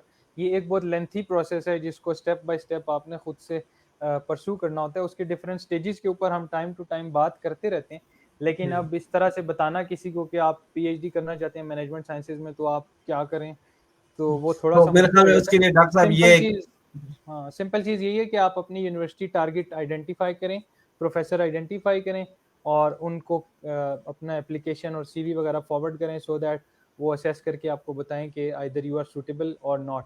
और अगर आपको वो सूटेबल समझते हैं और उनके पास फंड्स होंगे तो वो आपको फुली फंडेड पोजीशन के ऊपर साउथ कोरिया बुला लेंगे, एंड दैट्स इट। डॉक्टर साहब, इसमें एक और चीज़ मैं बताऊंगा कि अवैस, मोहम्मद अवैस को, क्या आप, हमारी लाइव सेशंस होती हैं डिफरेंट कंट्रीज के हर वीकेंड्स पे मोस्ट ऑफ द टाइम, तो आप उसको सुन लें, या आप यूट्यूब पे बैठ लें, तो जब आप यूट्यूब पे और चीज़ें देखते हैं तो उसमें आप ये वाला वर्ड लिखें जो आपने इधर लिखा हुआ है कि आई am looking for fully funded PG management science, तो आप लिख के, तो उसके पास आपके साथ बहुत सी वीडियो आएंगे, तो उसको बैठ के आप वो सुन लें, तो उम्मीद है कि आपको जो है बहुत सी चीज़ों का आपको आइडिया हो जाएगा। For 1 year Korean language program offered by KGSP, जो केजीएसपी की जो, जी जी। 1 ईयर जो प्रोग्राम है वो अलग से कोई प्रोग्राम नहीं है, वो सिर्फ आपकी डिग्री का एक प्री रेक्विजिट है, because they want you to learn the Korean language before you start your undergrad degree. तो उससे पहले आपको 1 साल जो है वो लैंग्वेज पढ़ाई जाती है, तो वो आपको किसी पर्टिकुलर स्कूल असाइन कर दिया जाएगा कि आप इस स्कूल को ज्वाइन कर लें और अपनी लैंग्वेज जो है वो वहाँ पे जाके सीखें। फिर उसके बाद उसके एग्ज़ाम्स होंगे और जब आप उसको सफिशेंट मार्क्स उसमें स्कोर कर लेंगे आप क्लियर कर लेंगे तो उसके बाद फिर आप अपनी जो अंडर ग्रेड डिग्री है जिसमें आपका एडमिशन हुआ है उसको स्टार्ट कर देंगे। तो अलहदा से लैंग्वेज की 1 ईयर डिग्री कोई नहीं ऑफर करता कोरिया में इस तरह से केजी से। डॉक्टर साहब ये आखिरी एक क्वेश्चन हम लेते हैं क्योंकि अब टाइम हमारे पास तकरीबन खत्म हो गया है। वो कहते हैं कि मुझे सजेस्ट करें कुछ यूनिवर्सिटी जहाँ पे एक्सेप्टेंस रेट इज हाई। तो इस तरह कोई यूनिवर्सिटी नहीं होती जिस तरह एक्सेप्टेंस रेट उसमें हाई होती है। ये डिपेंड करता है आप किस तरह जो है अपना फॉर्म वगैरह जो आपके जो डॉक्यूमेंट्स वगैरह किस तरह से आप उसको प्रिपेयर करते हैं। और जितने आप ज़्यादा प्रिपेयर होंगे उतना ज़्यादा जो है आपके एक्सेप्टेंस और आपको कॉन्फिडेंस होना चाहिए कि आप जब जहाँ पे अप्लाई कर रहे हैं जो जो भी उसके रिक्वायरमेंट है वो पूरे हो जाएं और फिर उसके बाद जो है अल्लाह का नाम लेके उसको सबमिट करें। तो उम्मीद है कि जो है आपको स्कॉलरशिप मिल जाएगा। डॉक्टर साहब आप अगर एंड पे जो है अगर कुछ चीज़ें आप ऐड करना चाहते हैं तो। जी बस यही है कि अच्छे तरीके से एप्लीकेशन को प्रिपेयर करने के लिए ज़रूरी है कि आप सब लोग स्टार्ट करने की जल्दी करने की बजाय अच्छे तरीके से गो थ्रू करें रिक्वायरमेंट्स को कि आपने एक्चुअली करना क्या है और जो इवैल्यूएशन कमेटी है या जो इवैल्यूएशन बॉडी है वो आपसे एक्सपेक्ट क्या करती है। आप सबसे पहले उन रिक्वायरमेंट्स को या उन पर्टिकुलर पॉइंट्स को आइडेंटिफाई कर लें जिनके ऊपर अगर आपने एम्फेसाइज किया तो आपकी एक्सेप्टेंस के चांसेस बढ़ जाएंगे। तो आप काइंडली रिक्वायरमेंट्स को गो थ्रू करें सबसे पहले और उन रिक्वायरमेंट्स को कंप्लीट करने के बाद फिर एडिशनल पॉइंट्स के ऊपर जो चीज़ें हैं उनके बारे में उसके बाद सोचें। लेकिन पहले आप सारे प्री रिक्विजिट्स को कंप्लीट करने की कोशिश करें और अच्छे तरीके से एप्लीकेशन को प्रिपेयर करने की कोशिश करें। जो आपकी स्टेटमेंट्स हैं स्पेसिफिकली, क्योंकि जो बाकी डॉक्यूमेंट्स हैं उनके अंदर कोई एम्बिग्विटी नहीं होती, जो क्लैरिटी रिक्वायर्ड है या जिसकी बेसिस पे आपकी असेसमेंट होती है वो आपकी स्टेटमेंट्स हैं। जैसे कि आपने पर्सनल स्टेटमेंट लिखनी है या फिर आपने स्टडी प्लान लिखना है। और तीसरी चीज़ वो है जो आपके लेटर्स ऑफ रिकमेंडेशन है जो आपके टीचर्स की या आपके सीनियर्स की तरफ से जाएंगे अलॉन्ग विद योर एप्लीकेशन। तो इन 3 चीज़ों को पर्टिकुलरली आपने अगर एम्फसाइज कर लिया और अच्छे तरीके से इनको प्रिपेयर कर लिया तो बाकी सारी चीज़ें तमाम स्टूडेंट्स की जो हैं वो सेम होती हैं डॉक्यूमेंट्स। हाँ, मार्क्स ग्रेड्स वगैरह वो डिफरेंट होते हैं और वही सिलेक्शन के अंदर बेसिक रोल प्ले करते हैं। लेकिन क्लैरिटी के हिसाब से और एप्लीकेशन का इम्पैक्ट बनाने के हिसाब से वो डॉक्यूमेंट्स जिनके अंदर आपने या आपके रेफरीज ने पर्सनली व्यूज़ देने हैं वो आपकी गेम जो है वो चेंज कर सकते हैं। तो काइंडली उनके ऊपर काम करें और एप्लीकेशन की जो बेसिक रिक्वायरमेंट्स हैं उनको अच्छी तरह गो थ्रू करें, समझें। अगर कोई एम्बिग्विटी है, कोई चीज़ क्लियर नहीं है तो किसी से पूछें, किसी स्कॉलर से पूछें, आपसे डिस्कस किया जा सकता है। तो इस तरह से उन चीज़ों को वर्कआउट करके रख लें जिनके ऊपर आपको लगता है कि एम्फसाइज करने से आपकी एप्लीकेशन जो है वो बेहतर हो सकती है। तो बिफोर स्टार्टिंग और before thinking about finding out some shortcut, please try to sit down and pen down कि क्या चीज़ें रिक्वायर्ड हैं और उनके ऊपर काम करें and put some hard work in this. Thank you doctor साहब। असल में हमने ट्राई किया कि जितने भी क्वेश्चंस जो बिल्कुल बेसिक्स हैं या हमने जो है जिस स्टूडेंट्स की भी क्वेश्चंस है वो सारे हमने ऑलरेडी कवर कर दिए। तो जो भी स्टूडेंट जो हैं वो स्पेशली अगर कोरियन गवर्नमेंट स्कॉलरशिप या अगर वो जस्ट स्टार्ट करना चाहते हैं, अगर उसको कुछ पता नहीं है और उसने किस तरह स्टार्ट करना है, तो हमारी जो लास्ट सेशन है हमने किया था कि हाँ आप कैसे जो है स्कॉलरशिप को ढूंढ सकते हैं, पहले उसको जो है वो सुन ले। फिर उसके बाद ये जो अभी जो हम लास्ट सेशन किया, अगर कोई जो व्यूअर्स हैं उन्होंने आखिर में जो है ज्वाइन किया या दरमियान में ज्वाइन किया तो काइंडली ये ऑलरेडी रिकॉर्डेड पड़ा होगा, प्लीज उसको पढ़े। लेकिन उसके अलावा अगर आपको कोई भी ऐसा चीज जिसको आपको लग रहा है कि ये चीज मिसिंग है या मैं ये कैसे करूं तो काइंडली आप यूट्यूब पे बैठ जाएं और जो भी आपके जहन में आ रहे हैं आप वो लिखते हैं। तो मेरे ख्याल में आपको आजकल सब कुछ इन्फॉर्मेशन है, लेकिन ये है कि आपको बैठना चाहिए। और जिस तरह डॉक्टर साहब ने कहा, शॉर्टकट न ढूंढे। मतलब ऐसे नहीं है कि आप रात को सो जाएंगे और सुबह सवेरे जो है आप अप्लाई करेंगे और सब कुछ हो जाएगा, नहीं। थोड़ा सा आपने मेहनत करेंगे। अगर आप मेहनत करेंगे तो ऐसा नहीं हो सकता कि आपको जो है अल्लाह आपका जो है वो सिला आपको नहीं देंगे उसका। तो थैंक यू डॉक्टर साहब, आपका भी बहुत बहुत शुक्रिया कि आपने जो है इतने मसरूफ टाइम में हमें जो है टाइम दिया। और उम्मीद करते हैं कि इंशाल्लाह जितने भी स्टूडेंट्स हैं वो इससे मोटिवेट भी होंगे और होपफुली उसको सब कुछ इन्फॉर्मेशन भी मिल गए हों। तो उम्मीद करते हैं कि हम इंशाल्लाह इसी कमेंट्स में हमें ये मिले कोई 3-4-5 महीने के बाद कि ये स्टूडेंट जो है ऑलरेडी उन्होंने ये सुना हुआ था और उन्होंने अप्लाई करके जो है उनको स्कॉलरशिप मिल गए। तो काइंडली ये मैं आखिर में इसी बात पे जो है वो सेशन ख़त्म करना चाह रहा हूँ। अगर आप स्टूडेंट्स हैं, आप पैसे कमाना चाहते हैं और आप पढ़ना भी चाह रहे हैं, दोनों इकट्ठे, तो उसके लिए स्कॉलरशिप है। और स्कॉलरशिप के लिए आपको सिर्फ मेहनत करना चाहिए और आपको किसी से पूछने की ज़रूरत नहीं है। तो डॉक्टर साहब अगेन शुक्रिया आपका भी, और थैंक यू जी, उम्मीद थैंक करते यू हैं कि नासिर। सारे जो हैं वो खुश रहेंगे और जो है इससे कुछ ना कुछ उनको जो है मुफीद मशवरे और या मुफीद इंफॉर्मेशन मिले होंगे। सो जी, थैंक यू एवरीवन, अल्लाह हाफिज़। अल्लाह हाफ़िज़।